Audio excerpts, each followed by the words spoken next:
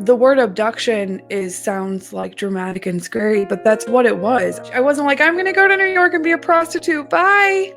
Like, that's not what happened. I went to meet this boyfriend who was gonna help me get an apartment, and we were gonna move back to St. Louis in 30 days. When I tell my story and I talk to people, especially friends and people who are close, I try to stress how much of a lack of a choice it was. When you hear of trafficking situations where people are stuffed into trunks at Walmart, that's easy to sympathize.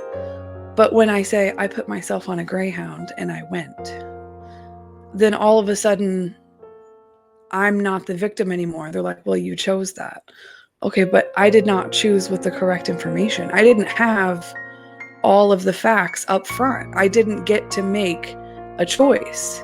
He made that choice for me. And then I was just stuck in it between the violence and the fantasy of love.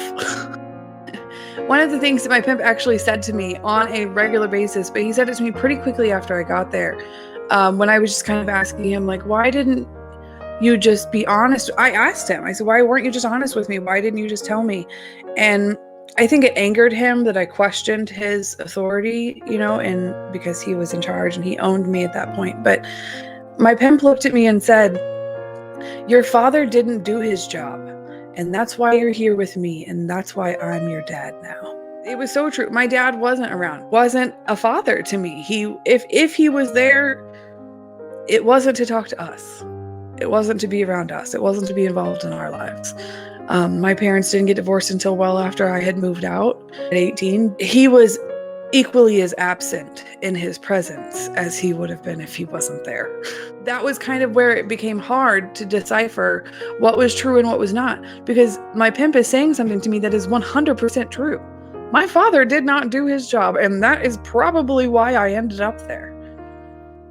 How can I sit here and say this man is telling me things that aren't, when the things that he's telling me are true? The thing, he's using truth to manipulate me. It made it seem like, he used to say, I'm the only one that ever cares about you. I'm the only one that will ever care about you.